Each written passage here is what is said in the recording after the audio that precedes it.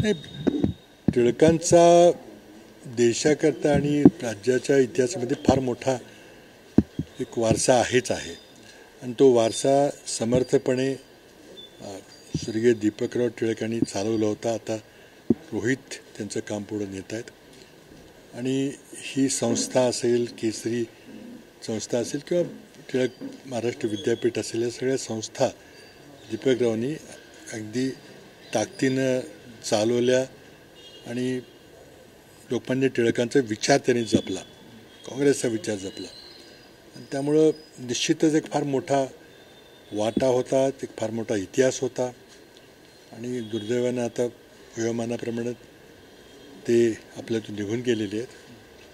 ईश्वर त्यांच्या आत्म्याला शांती देऊ प्रार्थना करतो. कामाचा मोठा अनुभव आहे. तुम्ही दिल्लीतही पाहिलंय, राज्यातही पाहिलं. ह्या अधिवेशनात अनेक गोष्टी पाहायला मिळतात, म्हणजे सत्ताधारी पक्षांच्या आमदारांकडनं. कुठल्या महाराष्ट्राच्या का दिल्लीच्या? दोन्ही. राज्याचे मुख्यमंत्री राहिले आहेत, पण आता जर आपण बघितलं तर मंत्री ज्या पद्धतीने वागतायत, म्हणजे अर्थात जबाबदारी त्यांच्यावर आहे. मोबाईलवर गेम खेळतात, पत्ते खेळतात, सभागृहात तिथं भांडणं काय होतात.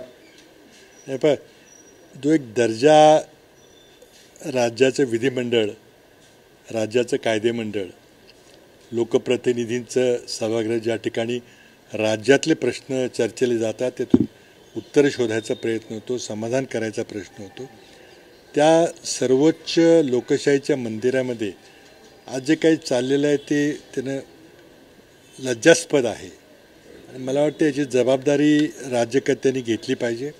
कारण शेवटी शिस्त लावायचं काम हे सत्ताधारी पक्षांनी, मुख्यमंत्र्यांनी केलं पाहिजे आणि ही बेशिस्तीचं वर्तन सत्ताधारी पक्षाकडून होतं ही दुर्दैवी आहे. आता काय बऱ्याच गोष्टीचा तुम्ही उल्लेख केला. अक्षरशः जी भाषा सभागृहामध्ये वापरली जाते ती लहान मुलांच्या कानावर गेली तरी म्हणजे त्यांच्यावर परिणाम होईल अशी ती भाषा आहे. सभागृहाच्या बाहेर गुंड आणून तिथं मारामाऱ्या होताना पाहतोय आपण आणि नंतर पुन्हा पाहिलं की आता मोबाईलची सोय झालेली आहे आणि त्यामुळे रमी खेळायचा प्रयत्न चाललेला आहे. आता त्यामध्ये आता रमी खेळणाऱ्या मंत्र्यांना दोष द्यायचा, काही रमीचा, ऑनलाईन रमीचा जुगार सुरू करणाऱ्या नरेंद्र मोदी सरकारला दोष द्यायचा. हा विषय चर्चेचा आहे. खरं म्हणजे एका बाजूला सरकारला युवकांना नोकऱ्या देण्यामध्ये पूर्णपणे अपयश आलेलं आहे आणि त्यांना मग आता ऑनलाईन जुगार खेळा किती सवलत सरकारने, केंद्र सरकारनं दिलेली आहे.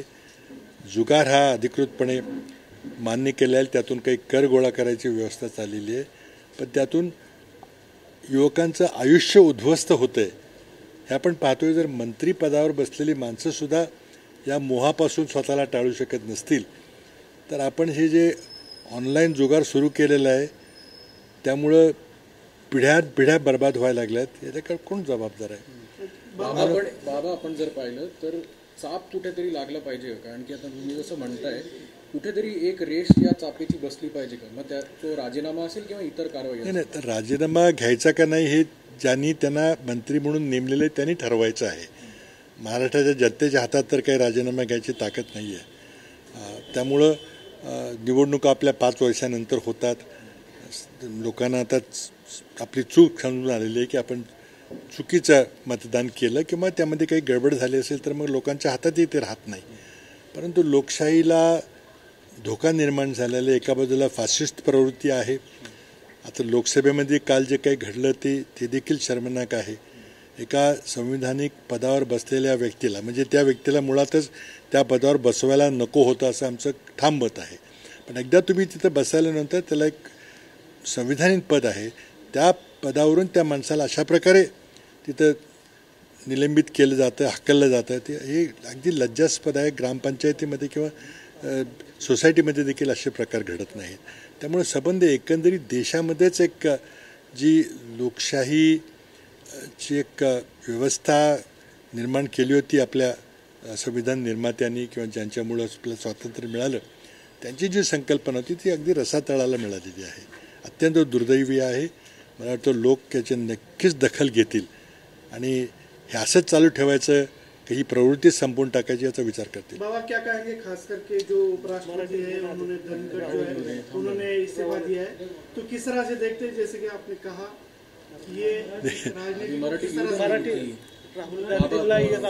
हेच आधी मराठी बोलतो नंतर. बाबा तुम्ही जसं मगाशी म्हणालात की लोकशाहीच्या घरात हे सगळ्या गोष्टी होत आहेत, पण त्याबरोबरच सत्ताधारी आमदारांसोबत विरोधातले जे आमदार आहेत त्यांची पण सुद्धा आपण जर पाहिलं तर ते पोलिसांमध्ये जाऊन धमकी देणं असेल, पोलीस स्टेशनमध्ये जाऊन पोलिसांनाच धमकी देणं, या सगळ्या गोष्टी काय मग आमदारांना फक्त सत्ताधारी आमदारांनाच कुठेतरी या सगळं झाली पाहिजे असं नाही. जो कोणी चुकीचं वागेल त्याला सहन नाही केलं पाहिजे, यात काही शंका नाही आहे.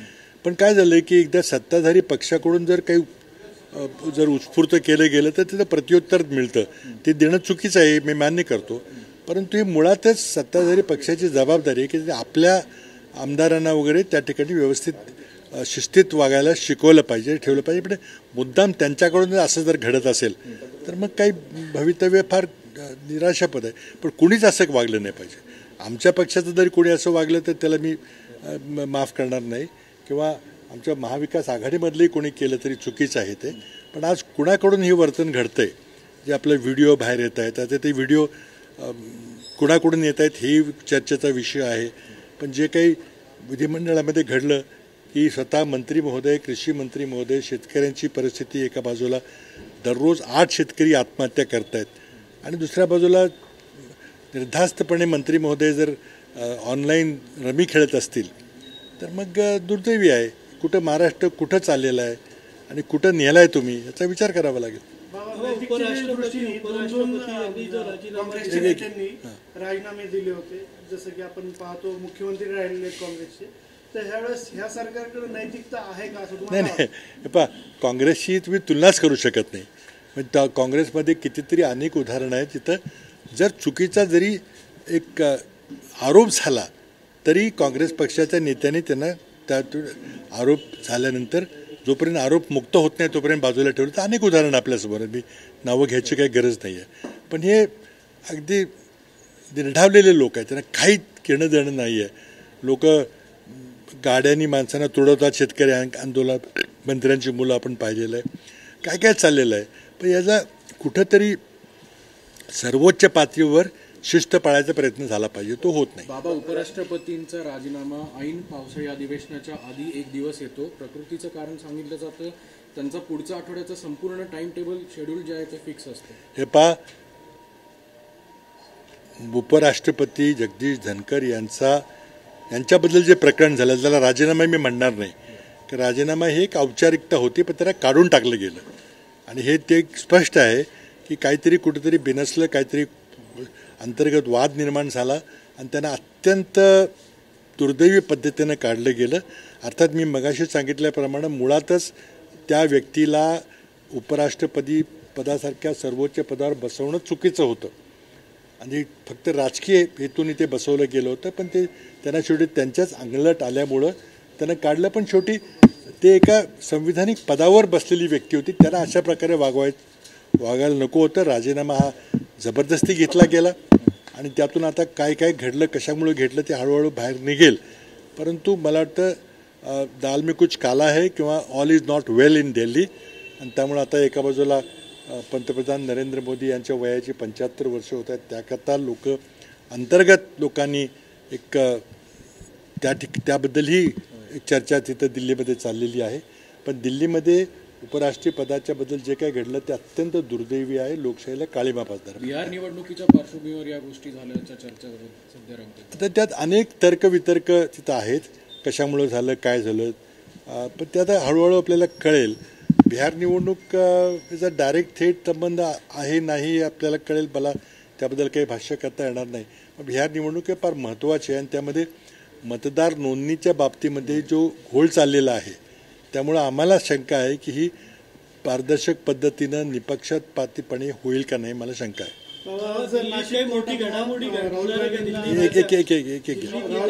कोण विचारलं? कोणाची? सावरकर प्रकरणामध्ये नाशिक कोर्टात ऑनलाईन ही झालेली नाही, आता ठीक आहे, ती प्रक्रिया आहे, त्याबद्दल काही वक्तव्य झाली, त्याबद्दल कोर्टात कोण गेली, न्यायिक प्रक्रिया आता चालू राहणार आहे. त्यात काही भाष्य करायचं काही योग्य निर्णय झाला अयोग्य झाला बोलणं काही उचित ठरणार नाही. न्यायिक प्रक्रिया चालू राहील.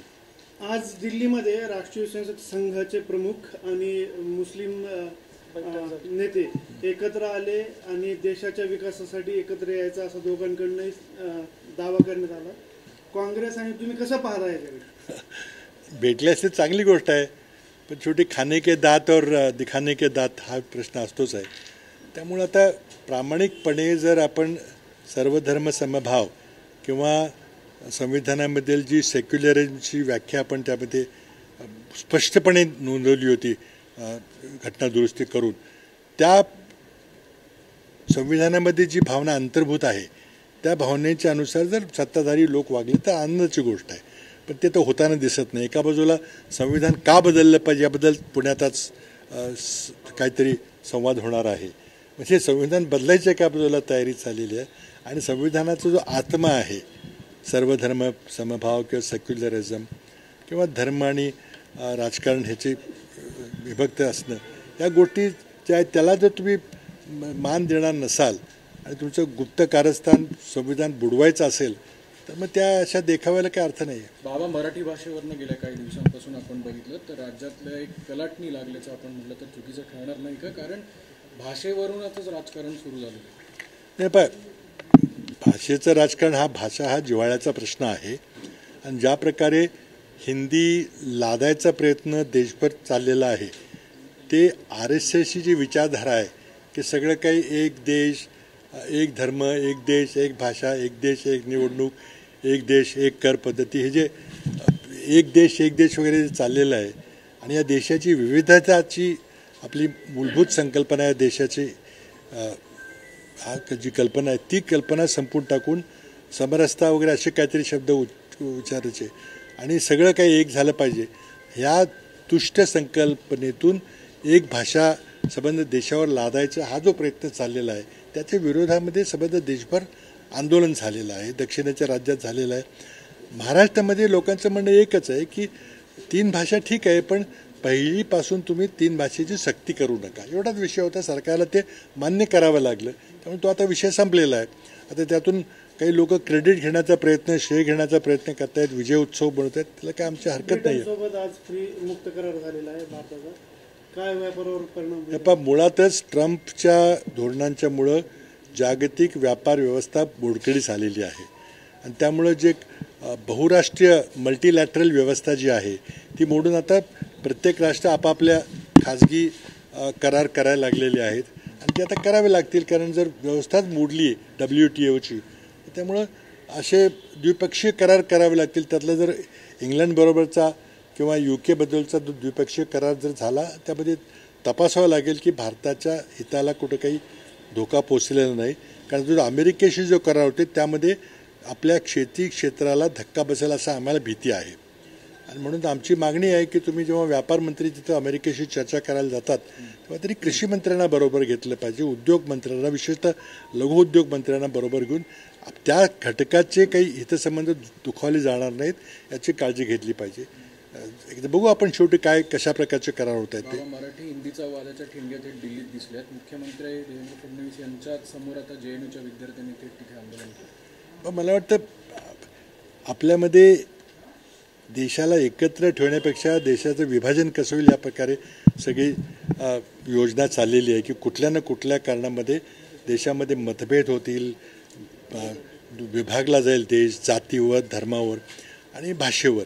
हे सगळं चाललेलं आहे. मला वाटतं राज्यकर्त्यांचं कर्तव्य आहे की सगळ्यांना एकत्र आणलं पाहिजे आणि अशा प्रकारे देशाचं विभाजन करणाऱ्या संकल्पना त्यांना दूर ठेवलं पाहिजे. पण मुद्दामच RSSची जी विचारधारा आहे की त्यातून देश कसा विभागला जाईल धर्माच्या आधारावर जातीच्या आधारावर हा सगळा प्रयत्न चाललेला आहे. माझी विनंती आहे की आता भाषेचा प्रश्न इथं महाराष्ट्रात संपलेला आहे. सरकारनं आमचं म्हणणं मान्य केलेलं आहे. हिंदीची सक्ती होणार नाही. आता विषय संपलेला आहे. मुंबई लोकल ब्लास्टच्या संदर्भात ज्या आरोपींची सर्व मुक्तता झाली आहे थेट आता सर्वोच्च न्यायालयात जाऊन तरी काही मला वाटतं की यामध्ये आपली बाजू मांडण्याकरता सरकार कमी पडलेलं आहे आणि सरकार कमी पडल्यामुळं ते सर्व आरोपी दोषमुक्त झालेले आहेत. आता सुप्रीम कोर्टात काय होईल मला माहिती नाही पण सरकारनं या ठिकाणी आपली बाजू मांडण्यामध्ये सरकार पुरावा सादर करण्यामध्ये सरकार का कमी पडलं याचं उत्तर महाराष्ट्र सरकारच्या गृहमंत्र्यांनी दिलं पाहिजे. हिंदी अरे बस हो गया. हिंदी से ना एक एक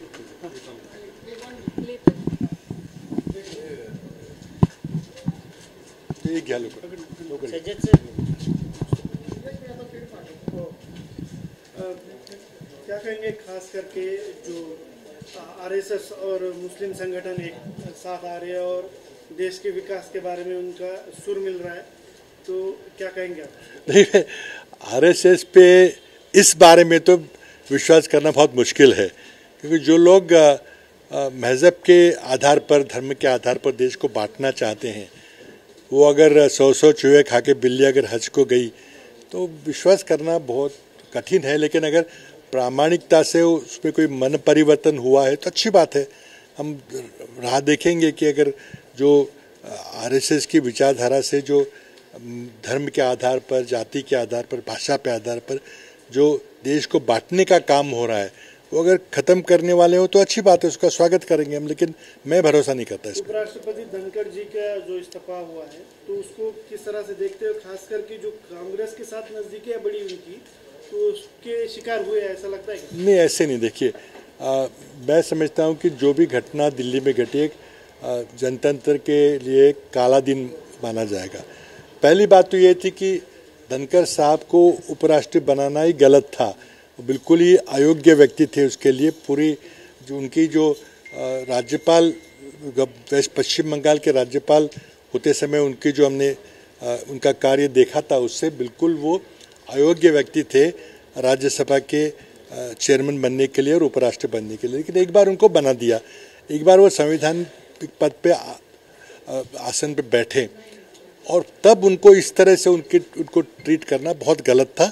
ये अगर उनको हटाना था तो किसी और तरीके से हटाया जा सकता था. जो अपमानित करके उनको निकाला गया है, ये बहुत ही दुर्भाग्यपूर्ण है. पद का अपमान है, संविधान का अपमान है, और कोई नज़दीक बढ़ने की कोई बात नहीं. क्योंकि आपको याद होगा कि विपक्ष ने मिलकर उपराष्ट्रपति के खिलाफ एक अविश्वास प्रस्ताव रखा था, जो मैं समझता हूँ कि देश के इतिहास में कभी हुआ नहीं है. तो ये तो विपक्ष के उनकी नज़दीक का कोई सवाल नहीं उठता, क्योंकि हम तो पहले से मानते हैं कि एक गलत व्यक्ति को उपराष्ट्रपति बनाया है.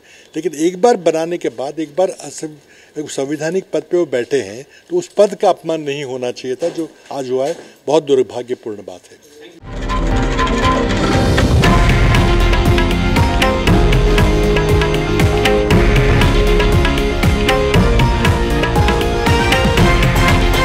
हे आहे देशातील नंबर 1 न्यूज नेटवर्क आणि आपण पाहत आहात TV9 मराठी, एकमेव.